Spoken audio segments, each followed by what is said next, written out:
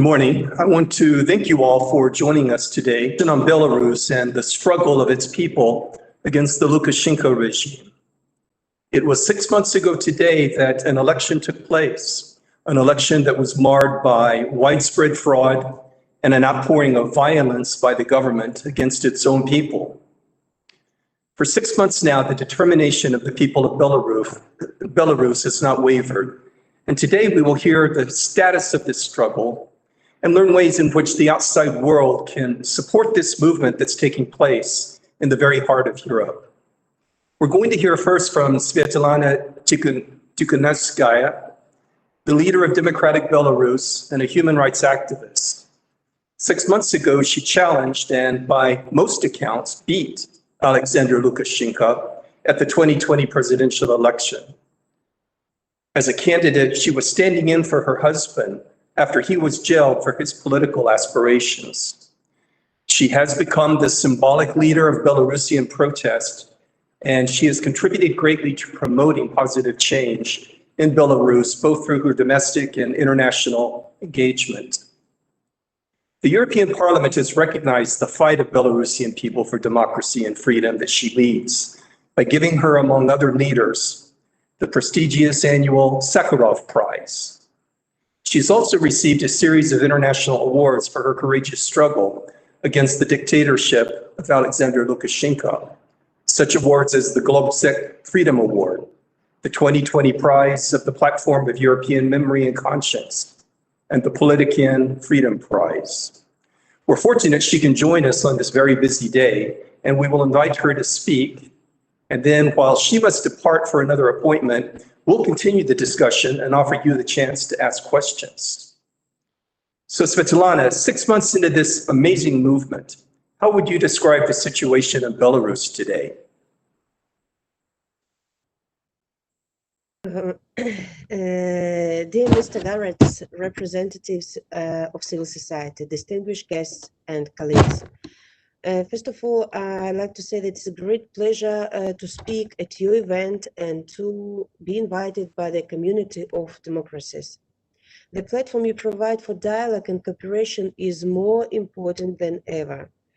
Your commitment to supporting democratic norms and values around the world is more important than ever.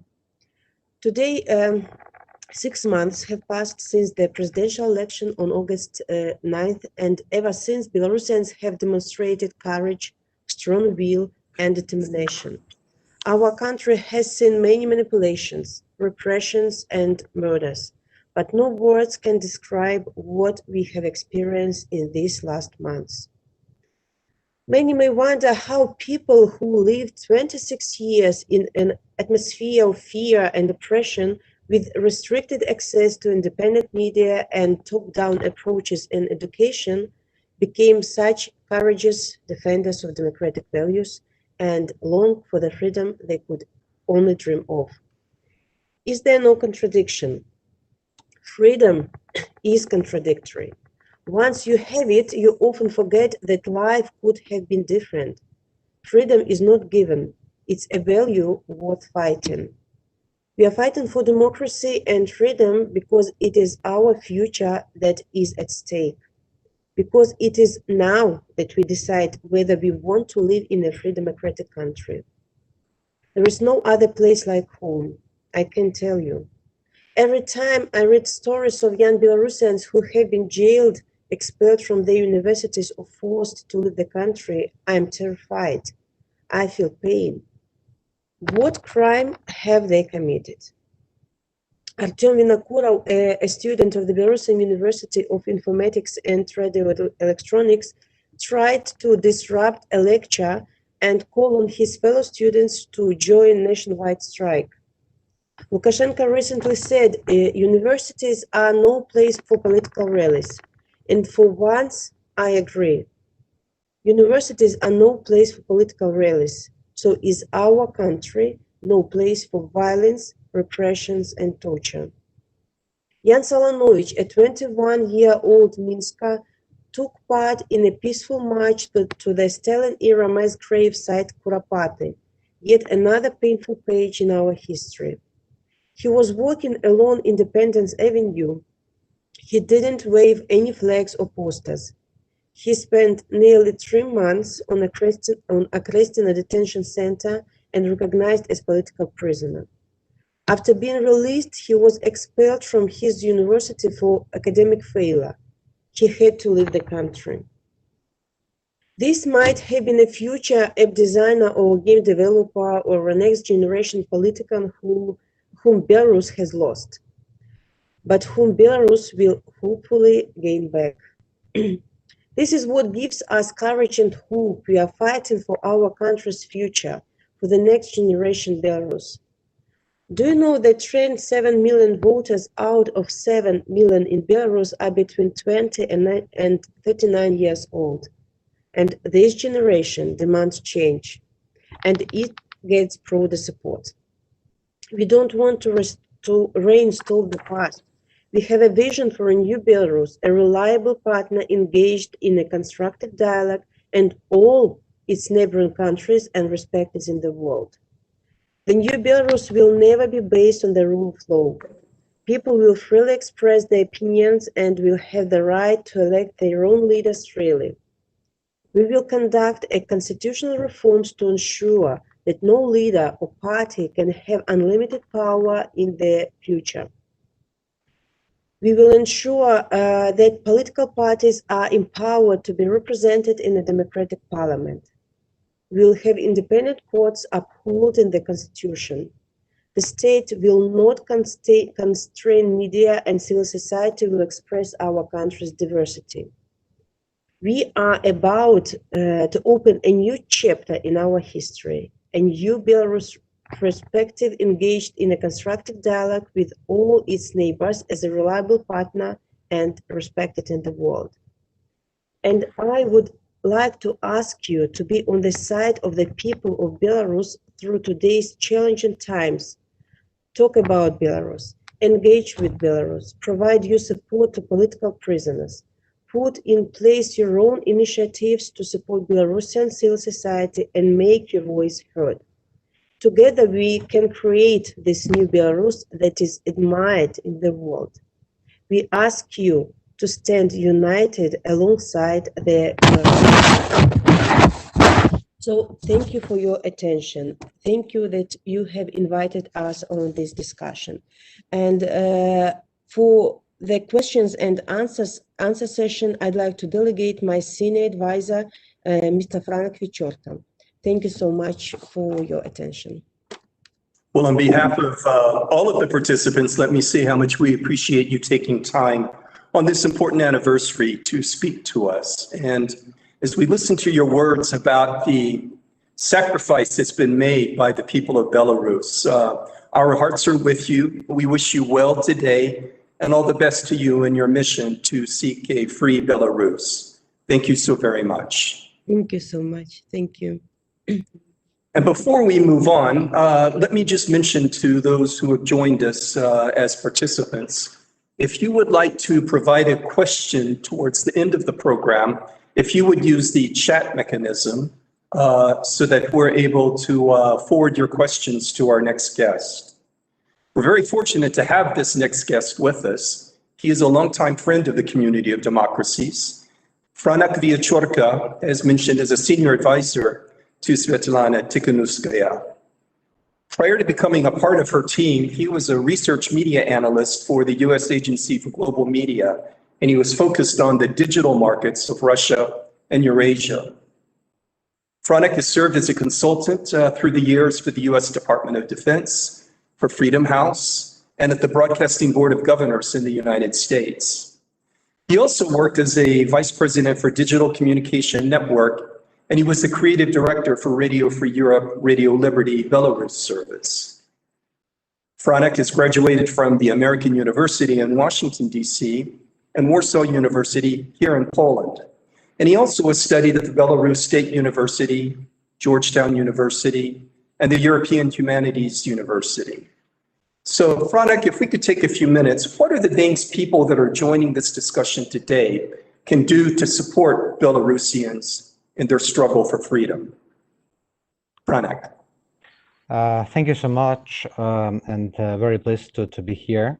Sorry, I'm under Svetlana Tikhanovskaya's name, but I think you still see that it's me. Happy to be with Community of Democracies again. Community of Democracies was always on the side of those who are struggling for freedom, democracy, human rights, and values.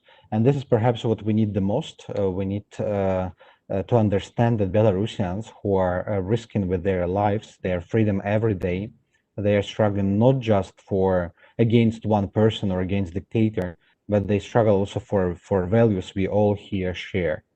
They discover themselves. Belarusians discover their own history, culture. They realize that the power of the self-organization, of decentralization, of local communities. At this point, we see that how people self-organized in the regions, in small towns, in province, and in Minsk, without having specific leaders who are managing them. The protest is entirely peaceful, which also makes it different from all other perhaps protests in the region, and also which makes it very unique. It's not yet a revolution. It's perhaps surprising, but definitely there is no way back. Definitely, this year we will see systematic, significant changes in the society, in the state. Definitely, we will see free elections, and I hope these elections will bring us to this democratic path that Belarusians deserve. And again, nobody will solve the Belarus crisis except Belarusians, but with international support, solidarity, pressure on the regime, it will be much easier, much quicker. And this is why we ask the international community, Community of Democracies, all the member states to join our cause, to support our cause, to speak out, to raise awareness about what we do, and take actions. Because actions, this is what we need. Thank you. Thank you very much, Franak. And we do have some questions forward to you. One is from someone in France who is asking, how would someone in a country such as France support the movement in Belarus? And they were asking, do you have parallel embassies or representation of the democratic movement in other countries? Indeed, civil society and activists and organizations, expert centers in France or any other European country can do a lot. Of course, the most important perhaps is advocacy. Advocacy, speaking out about Belarus cause, also working with stakeholders, with parliamentarians, with governments to raise Belarus issue. We saw the very high engagement of France in the very beginning of crisis. Svetlana Tikhanovskaya and I met Emmanuel Macron and his team a few months ago. There was interest in Belarus, and Emmanuel Macron promised to work on this mediation or organizing negotiations for Belarus. He talked to Russia, he talked to Kremlin about this, but afterwards everything stopped. And I think that was the mistake. I think Emmanuel Macron and France in general could play a much bigger role in solving Belarus crisis. And unfortunately, this is also a mistake when European or Western world leaders, democratic leaders, are always watching Russia when discussing Belarus. I think this is why we are not yet prevailed, because watching Russia brought us back to this concept and era of spheres of influence. We are trying to teach and to explain that Belarus protest is not geopolitical, and we are not in the sphere of influence time living. And support for Belarus must be discussed with no necessity of involving Russia in this discussion. I think it's very important to build ties on the bottom level between organizations, communities. We have, for example, striking committees and workers movement in Belarus very well developed since August. And I think this direct ties, connection, collaboration, common projects between French and not only initiatives and Belarus organizations would be helpful. Without involving leaders, without involving politicians, but organizations, students, workers, trade unions can work directly with their peers in Belarus. That would be great help. You know, as I've watched the social media, especially the wonderful images that you've been able to share yourself, as I've watched social media for these past 6 months, what's really impressed me is the fact that it's everyone in Belarus that's involved. It's pensioners, it's young people, it's factory workers, it's professionals, it's the IT community. And so I know that it draws upon many segments of Belarusian society, but we do have another question from one of the participants, which is, how are young people especially being engaged? Young people who, I suppose, have known really no other leader than Alexander Lukashenko. How are you reaching out to young people in particular? Young people actually are very involved in all the processes. Since summer, young people created groups and chats on Telegram Messenger, on YouTube. They were inspiring people for participating in political processes. Because the biggest problem of dictatorships is that people are not involved, are not politicized, and the dictator always makes sure that people are passive. And in Belarus, that was the biggest problem for 26 years. Before 2020. Young people, students, organizations, initiatives, groups, chats became the basement for the youth protest. On August 9, 10, 11, and 12, students became was one of driving forces of these big marches and protests. Young people were volunteering in front of the prisons when people got released with injuries. Many were badly beaten, many got tortured, and young people actually helped these people in the very beginning. And right now, young people are the main target, one of the main targets for the regime. Many students are expelled from the universities. They need support, they need opportunity to continue their education. But I ask and I address all the Western countries, European and democratic countries, to not provide just scholarships to let these people go, but to create opportunity to study in distance. I think there is a big problem that right now many people are fleeing Belarus. And if all the smart and active people will leave, we will not have people who will fight. And students, must have opportunity to study in the best universities through Zoom, through online platforms, and at the same time work for Belarus inside of Belarus. And the same about all other programs to help Belarusians who are in Belarus without making them leave in the country. That's priority. You know, in her comments a short time ago, Ms. Tikhanovskaya talked about the idea that the aspiration is for a Belarus that lives by the rule of law and that is a part of Europe, that is a part of the world.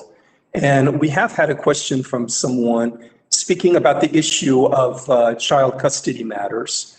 And without getting into those specifics on that one issue, tell me more about how the rule of law has failed really under President Lukashenko and what the movement would like to try to do to bring rule of law and a respect for international agreements to Belarus. What we see in Belarus, it's the legal default. No laws working in Belarus anymore. And here I speak about national laws, and definitely Lukashenko ignores all the international laws by fact. Belarus is not a part of many international conventions and agreements. Belarus is not a part of Council of Europe. It is not. It didn't sign the Rome Statute. So only two organizations that Belarus is part of is United Nations, OSCE, that can actually play the role. But Belarus always ignores recommendations of OSCE, recommendations of Moscow Mechanism report presented a few months ago, recommendations and critiques of United Nations Human Rights Council. Lukashenko took the position that he doesn't care about law. And every day we see the trials against activists and journalists. These trials are taking 5 minutes time. We saw the schedule of the trial, so 5 minutes per each person. No one really investigate the case. Yesterday, the 10 people got convicted and sentenced. Got tried in Brest, in southern Belarus. Two of them are minors for participating in peaceful protests. And all of them are facing up to 7 years of prison or minors or prison colony for minors. And there are no real proofs of their guilt of crimes they committed. Authorities are trying just to use the legal system in order to punish, to scare, and also to eliminate any potential sources of protest or resistance. You know, many of Belarus's neighbors are actually members of the Community of Democracies, and I think they were some of the first countries to really come to the open public support of the Belarusi people's movement against the fraudulent elections. But we also have a question from another of your neighbors, Ukraine, asking, is there a special role for Ukraine, either the government or civil society in Ukraine, to help you in bringing more freedom to Belarus? Absolutely. And Ukraine plays a very special role here because it's a very big economic partner, trade partner, but also we have absolutely incredible common joint history. Belarusians believe that Ukrainians are brothers, and our relationship were always very warm. And many Belarusians supported Ukraine in their path to democracy, in their democratic revolution, and Belarusians expect the same from Ukraine. But at this point today, we also see that Ukraine is in a very tough situation because Ukraine is in war, and they cannot, on the government level, to support changes in Belarus because then they create risks for their national security. So we understand very well the very cautious politics of Ukrainian government towards Belarus crisis, but I think Ukrainian people support a lot our cause, what we do, solidarize with us. I think Ukrainian government can also do more in terms of pressure in Lukashenko. Lukashenko is often bluffing that he will cut ties, he will stop collaborating, etc., etc. But we shouldn't listen to him. Ukraine, same as other European Union members of and neighbors of Belarus, can do much more. We still are using only 10% of all tools and capacity and leverage that can be done to Belarus. As mentioned in her introduction, Ms. Tikhanovskaya actually was a stand-in candidate for her husband who had been jailed because of his political activity. What was the impact of a female candidate, or was there one, in running against Alexander Lukashenko, who I think all of us can agree is probably not a very enlightened candidate when it comes to gender issues?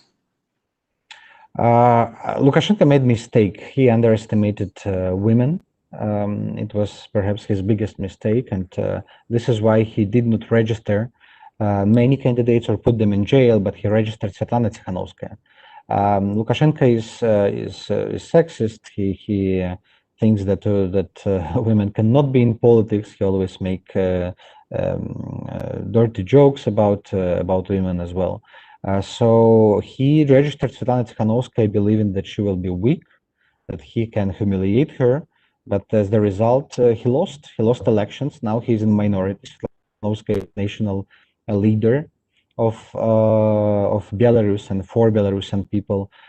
She is also like ambassador in large for Belarus nation when she meets people, world leaders, international stakeholders. And I think Lukashenko is very jealous because Svetlana Tikhanovskaya during last 5 months met more leaders than Lukashenko in last 10 years. Svetlana Tikhanovskaya met more than, I think, 18 leaders of states and countries. Last few months, Lukashenko met only President Putin. And he is really angry. He is very jealous. In the beginning, he forced Tikhanovskaya out of the country. And in 1 month or 2 months, he put her on wanted list. Now he wants her back. He realized that it was also his another mistake to make her, to force her out of the country. That's very interesting. Could we maybe ask just a few more questions? Do you have time? Absolutely. All time we need.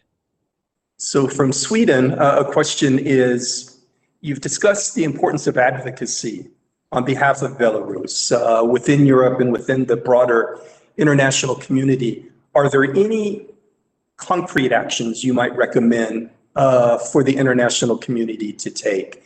I don't know if the questioner meant things such as sanctions or diplomatic actions, but what are maybe some concrete actions that you would like to see taken? There are many actions. Of course, delegitimization and isolation of the regime is something that each country can do easily. Not recognizing him, not sending ambassadors, giving him credentials, stopping collaboration with Lukashenko's enterprises, sanctioning himself, his cronies, all the criminals who this, siloviki, law enforcement leaders. This is very important. Making sure that Lukashenko doesn't have resources to support his own criminal regime. This is one of the easiest and simplest thing the world can do. On the other hand, we also see how he destroys media. Today, my friends, for many, many years, are being tried, and they face up to 5 years in prison because they were covering, their live streaming on YouTube, the protests. Daria Chultsova, Katerina Andreeva. Today, actually, this moment in Minsk, the trial on them.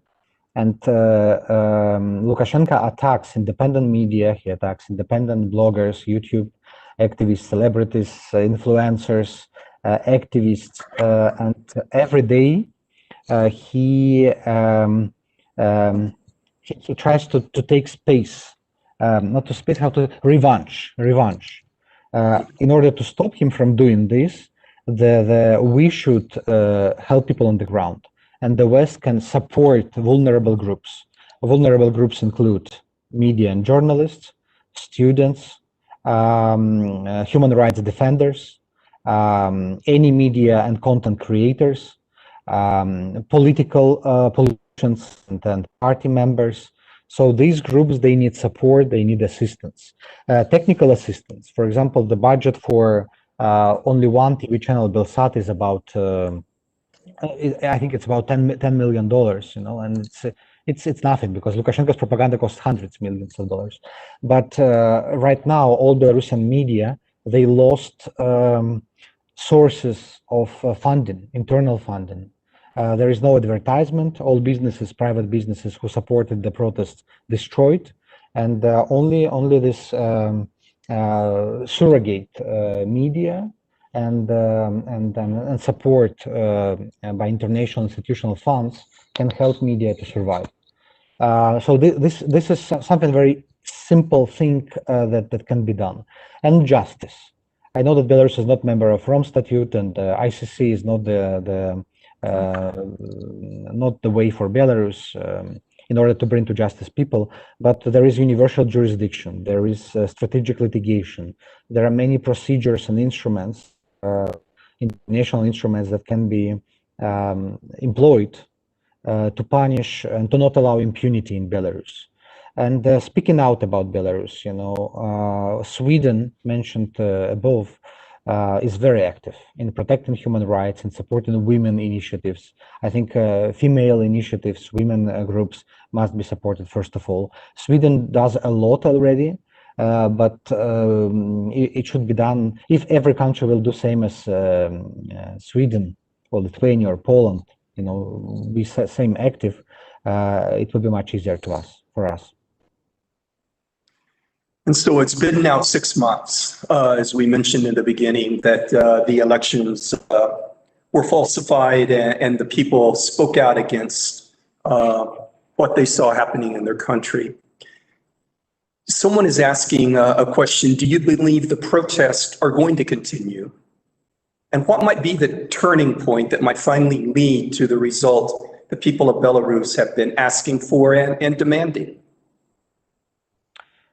The protests will continue to the victory. At this point today, it's cold, it's COVID, trials on activists. It's a time of this apathy, depression, as any winter in Belarus. It's the toughest time. But we expect the revival of this movement and the mass marches in the spring, in March. I don't see any way that the protest will stop. I see that the dedication of people, the bravery of people will continue protesting day by day. We can't do much because Svetlana is in Vilnius and many members of our team are in Vilnius and Warsaw and Riga as well. We can't do much from outside in terms of organizing the protests, but we can help them with energy, with ideas, with some resources, and this is what we do. In contrast to Russia, where it's in the very beginning, we in Belarus we already won elections. We don't need to prove anyone anything. Svetlana Tikhanovskaya is already the elected leader. What we need to prove that our votes and our election was stolen. The only thing we need, and this is the ultimate goal, fair elections, fair elections. Our cause is very fair. We don't ask, the geopolitical revolution. It's not about coup d'etat. Only fair elections. And every country who stands and who supports the democratic values and principles must understand and stand up for us. Because asking for fair elections, that's absolutely fair demand. And the reaction of Lukashenko for this demand is absolutely inadequate. Thank you very much. I think that point about the differences between the protests that's taking place in Russia and in Belarus, because of the fact you have had an election that people believe was stolen, is a huge difference. And so I'm glad that you were able to make that point. You spoke a few minutes ago about journalists that were on trial, young people that are on trial. And I actually saw their photographs on your social media feed just before coming here today.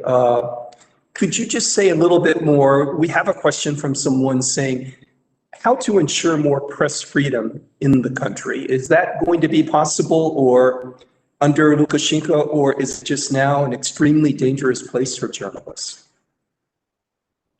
Tough question, because when the country is closed, when ambassadors or diplomats are sent out, as it happened with British diplomats in Belarus, it's very tough to help journalists. But what we can do, we can help them with circumvention tools.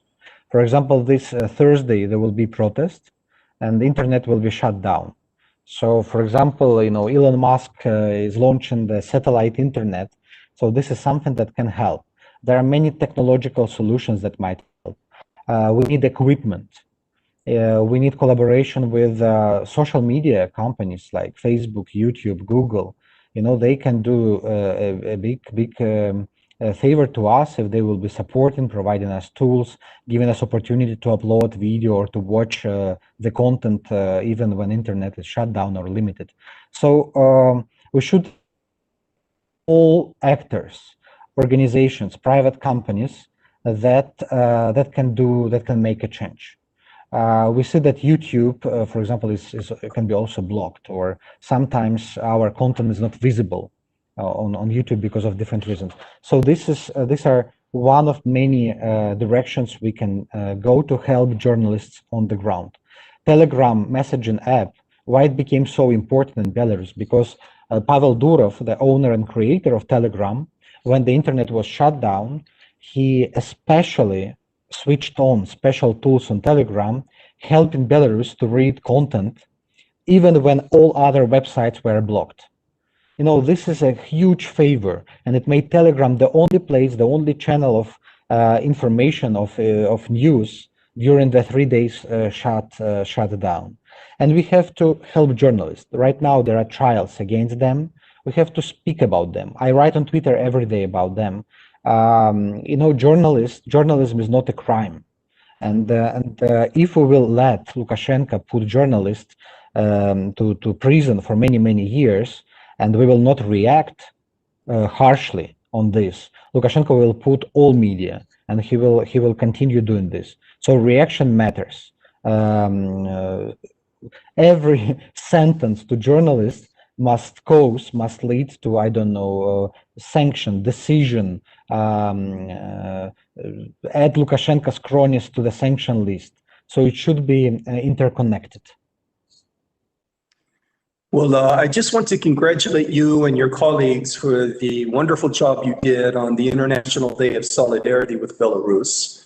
I think we all that were watching that, we saw support from every corner of the world for what's happening in Belarus. I also want to wish you and your colleagues the best today as we mark this important anniversary. And I want to thank you for taking time to be with us today. To those of you who are participating and would like to know more about Belarus, I really cannot encourage you any more strongly than to follow Franek Villachorka on his social media feed. It has been essential to me these last 6 months in trying to understand what's going on and actually see the faces and the names of these young people, these journalists, these pensioners, these everyday citizens who are being really put in danger, but they're still fighting for their country. And so let me just say we've come to the end of our questions. And so Franek, thank you very, very much. Thank you and all of your colleagues for the work that you do. And the community of democracies, its member states, our civil society pillar, we all look forward to supporting the people of Belarus in their aspirations for freedom. So thank you all for joining us today. My best. Goodbye. Thank you. Thank you, Franek.